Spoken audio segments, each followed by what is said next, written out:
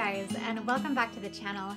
Today I want to share with you guys 10 goals that I made to be a better homemaker this year in 2024.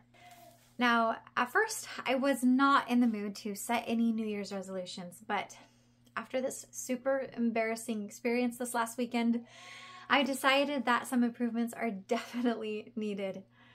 Our pipes froze in the laundry room this last weekend, and I was so behind on all of my laundry after the holidays at Christmas and New Year's.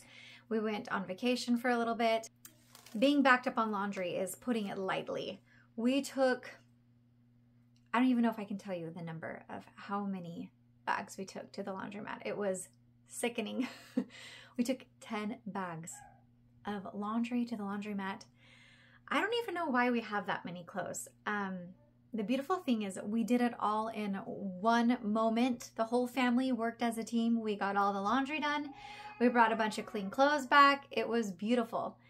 And then you can guess what I've been doing for the past day. I've been putting away laundry, but not just that. I realized we had a ridiculous amount of clothing. So I put together a list of improvements or just goals that I would like to work on. Some of them are fun, some of them are not fun, but let's get started. So number one is rising early. This is our first year homeschooling. We just got off the holidays and our schedule is suffering so badly. The kids are staying up way too late. We are staying up way too late, and the mornings are way too late. Now that I'm here with the kids 24/7, I love my kids, but I realize the importance of having some quiet moments. So I'm going to be getting up before the kids get up. This is my number one goal for sanity. Having time to read my scriptures, having time to make lists and organize my thoughts and schedule for the day. That's number one. Number two is doing a load of laundry a day. But my new goal is to get up in the morning, have my time, and then put a load of laundry and get something started, whatever it is, doing a load a day.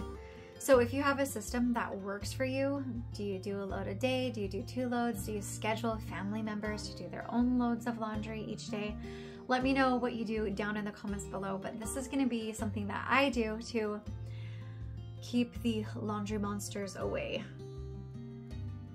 And then the second part of that, I think, is putting it away. I feel like that's the hard part. I mean, I can get a load of laundry started. I can put it in the washing machine and put the soap in, move it through, but then you have to put it all away. So do a load a day and put it away. That's number two.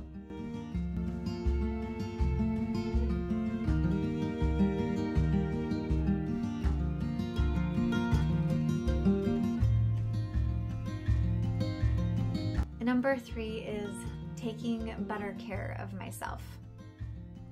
I mentioned that I am a mom of 4 kids, homeschooling for the first time this year. And maintenance, personal care, I'm not just talking about taking showers and putting deodorant on. I've got that covered. I can wash my hair, I can do those things.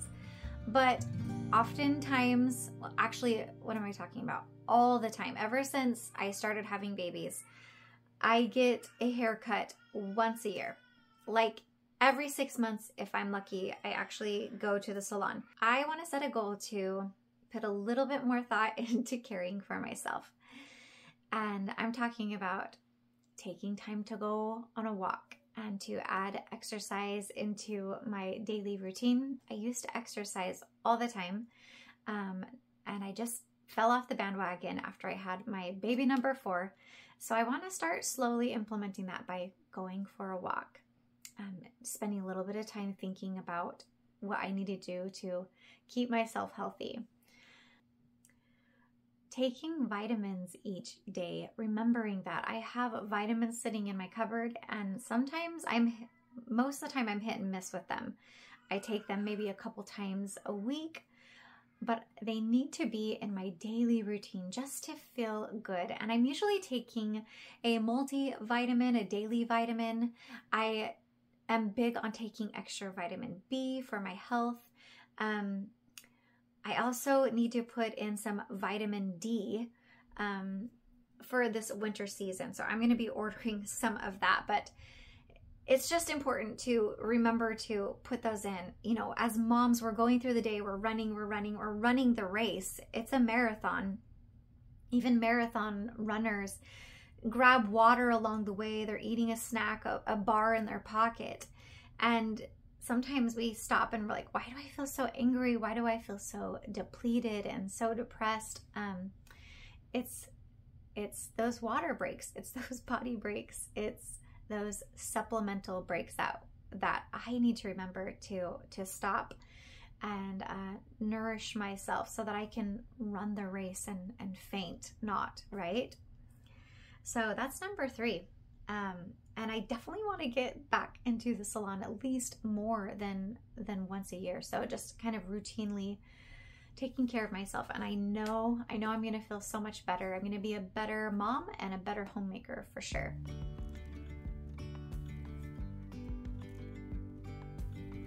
Kind of going along with health and improvements, number 4 is I want to improve my family's gut health by continuing on my fermentation journey. Last year, I set a goal to start sauerkraut, and I did that thing, just baby steps. I started a kefir as well, a milk kefir.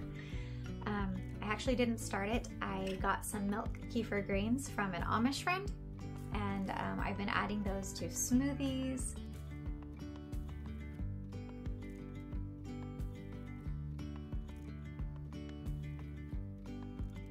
I really want to improve our gut health by adding more fermented vegetables. So you're gonna see a bit more sauerkraut, other fermented veggies sneaking into our diet. I really would like to try kimchi. My family loves spice. My boys eat lots of hot sauce and spicy things.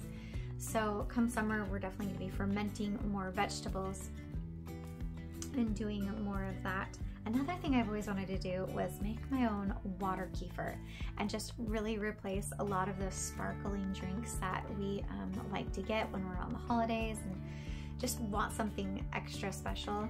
So water kefir, that's one of my goals. Just stepping up my game with fermentation, getting braver, adding some new things. So I'm really pushing forward with my fermentation journey. Number 5.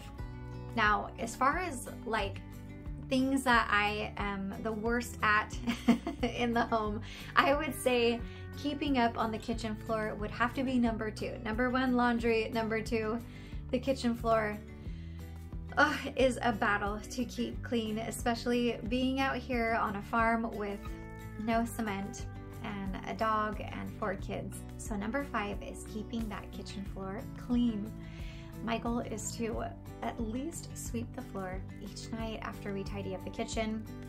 That floor needs to get swept, and at least once a week mopping the floor.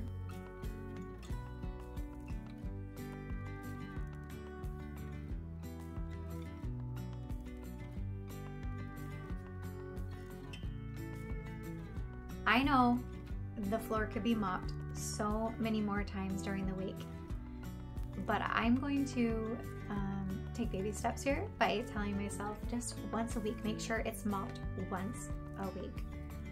And during that time, getting around those edges with a rag, getting the footboards around the room, getting that cabinet that's over by the garbage can, it always has something splashed up upon it. So at least once a week, just really getting in there, making sure I'm getting all that mud, all those gross splashes that are splashed upon the counters and the cabinets. It definitely needs that so that it doesn't build up over time.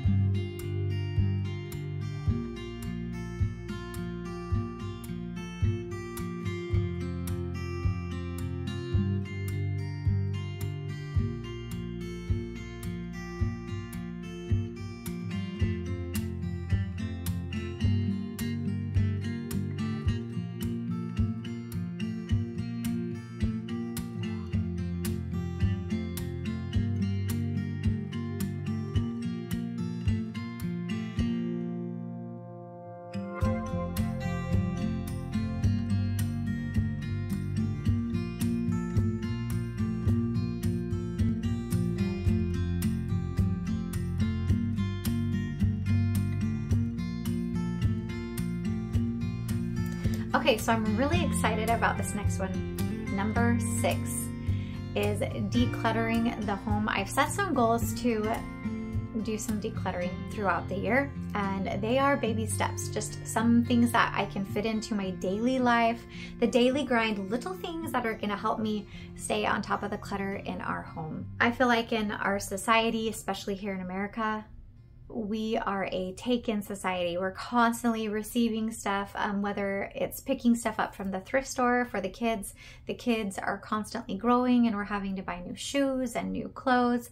So those things are constantly coming in. And just as much as things are constantly coming in, things need to be going out. So each time I bring something in for the kids, new church clothes, new shoes, whatever it is, I'm going to be taking stuff out. Recently, after my big laundry episode, I have been going through the kids' clothes and finding what they don't fit into anymore. And I told all the kids to aim for 5 shirts and 5 pants in their drawer. And that's it. And their church clothes. And that's all they need to have. So we are going to be taking a lot to the donation center soon. But on top of that, I heard of this idea and I thought it was genius. Putting a donation bag by your front door, maybe in your mudroom or your coat rack. And every time you see something that you just haven't used for the past 6 months, you know, it's not seasonal, you just don't use it anymore. Maybe a pair of shoes, one of the kids' shoes that they've grown out of, go ahead and tuck it in that bag. Whether it's a toy, maybe a spatula in the kitchen that you no longer use anymore, tuck it in the bag. Once a week, drop something off at the donation center when you are running your weekly errands. Genius! That's what I'm going to shoot for. A donation bag by the front door. Another thing is just going through, I want to be able to go through our linens and organize our towels and those things. So I want to take about 15 minutes a day, kind of sort through things. I'm going to be doing some different house projects this year. I need to buy an armoire for our linens upstairs. There's no closets in this house, and I've mentioned this a lot of times. I'm constantly rethinking the storage in this house. So there's some projects that I want to go through as well.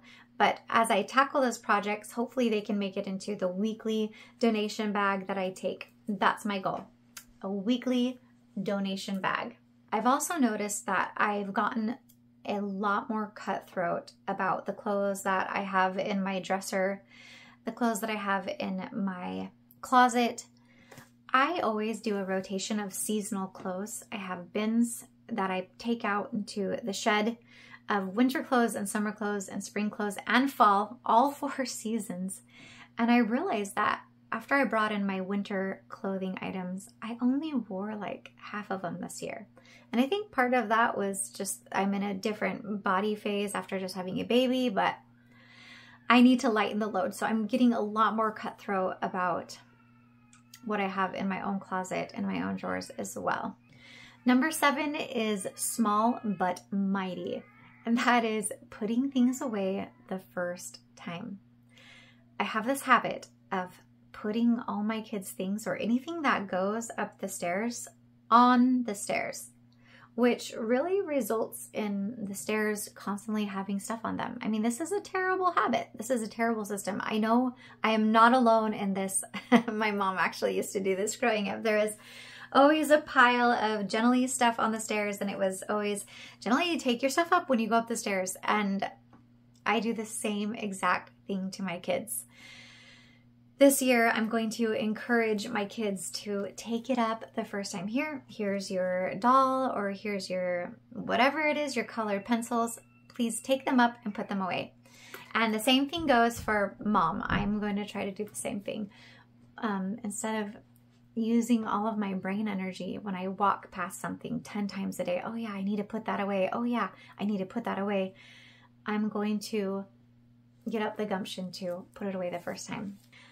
Last year, I set a goal to make bread once a week. This is number 8. I'm going to continue this goal. This was a success last year, making sourdough bread once a week. Once a week, I make 4 loaves of bread, and I freeze them and we eat on them throughout the week. This worked like a charm. Just need to keep going on that sourdough journey. To continue or add on to this goal is to just continue experimenting. I make my 4 loaves of honey wheat sourdough bread, and I put some aside and use that for experimenting with new sourdough recipes. I want to continue this process of learning new things, just getting more comfortable. My sourdough starter spends most of its time in the fridge during the week, and I just pull it out once a week when it's ready to bake up my loaves of bread. I just want to have more fun with my sourdough. So that's number 8, is continue making bread once a week, and on top of that, just experimenting with it, putting some sourdough aside.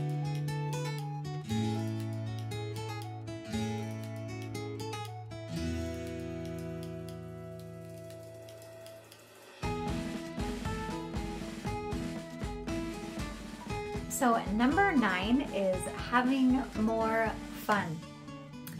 Let me expound on this. All the time I have ideas for projects that I want to do around the house, whether it's making curtains to go up in the kitchen, I want to try block printing, sewing pillowcases, whatever it be. I want to make sure that I'm having more fun as a homemaker. I'm making a list. I'm making a list of all of those things that are coming to my mind. Painting, sewing, whatever it is, putting curtains up, like I said. I'm putting those things down in a list, and once a month I want to take time to conquer one of those creative ideas that I have. And with doing so, I hope that I can really take this cute little farmhouse that we've only been in for about 1.5 years to the place that I want it to be. There's so many things that I envision doing. I really want to experiment with putting up some wallpaper.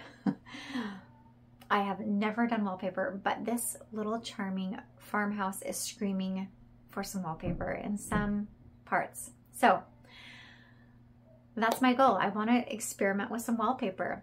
I want to do each of the kids' rooms with new paint, maybe some wallpaper. The kitchen is a big one that I've been dying to do. It's great. I love my kitchen.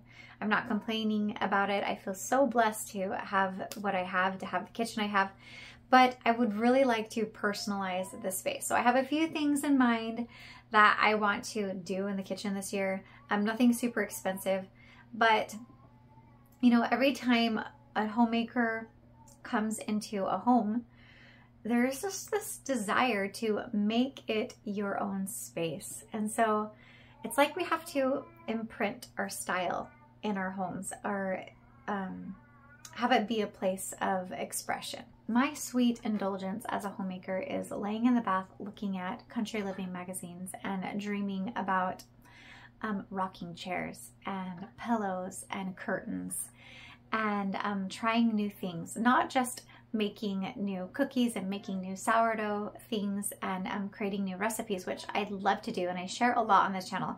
But another love of mine is creating a home that expresses the way I feel and expresses my personality. So this year I really want to take time to express myself in my home and keep homemaking fun, keeping those passions alive. Not just scrolling through Pinterest and flipping through magazines, but actually putting those thoughts, those creations into action. Now, lastly, I really debated on what to put in this spot. I really honestly thought, well, I'll just come up with 9 points, but I don't know, 9 is an odd number. Maybe that wouldn't have been received well. So I came up with a number 10. This has been something that's been kind of on the back of my mind, something that I've been kind of doing a little bit of, but kind of teetering on. And that is just making more clean choices for my home, as far as choosing more organic foods, choosing cleaners, candles, just trying to choose a little bit cleaner options. Buying organic foods and products can be very spendy. And it's not just for the wealthy, right? We all should be eating better. We all should be eating cleaner, using cleaner things. And so it really can be more of a lifestyle thing. There are so many cleaners and things that we can make on our own from scratch. Cooking from scratch is a big thing for me. And that's one big reason why I do it. Making choices like shopping through Azure Standard and buying bulk ingredients and organically. And then creating your own bars and muffins and avoiding buying mixes and boxed goods. Things like that can help keep the cost of buying those type of things, keep the cost down. Our garden that we're going to be growing this year comes into play, and being able to grow a garden and be more self-sustaining and making our own foods and eating our own fruits and vegetables can play a big part in that as well, because we know where our food is coming from. We know that no pesticides or things have been put on our fruits and vegetables. So that plays a big part into this. But I'm talking about the little things too, like what candles you are burning in your house, and what cleaners you're using. So I just plan on putting a little bit more mental energy into thinking about that. And this first year that we moved into our home, the budget was really, really tight. And I think when things get really tight and you're working really hard to keep a budget, those things get compromised. And honestly, there's no judgment there. I don't think anybody should be judging. I hope you're not judging me. I'm here to offer you some inspirational ideas for your home, but I'm not asking for your judgment, and I'm actually not asking for your permission on what I should have in my home and what I shouldn't have in my home. And I do the same for you. I think we're all on different budgets. We all have different circumstances and lifestyles. And so what we choose to bring into our home is a personal decision. And we all have different priorities and things that are going on that not everybody knows about. Whew, 10 things to improve on. It seems like a lot, but they really were mostly baby steps. Things to slowly implement on a weekly basis, not something to fill up my day with every day, things that I think I'm not going to be able to keep up with. I think these are things that I could definitely keep up with. I want to know, what are some things that you want to improve in your home this year? What are some things that have maybe been put on your mind or your heart that you have been really pondering about? Let me know in the comments down below. Every single week, I share with you guys a video on restoring home, family, and spirit through tried and true homemaking skills. And I look forward to hearing back from you guys, and I'll see you next week. Love you lots.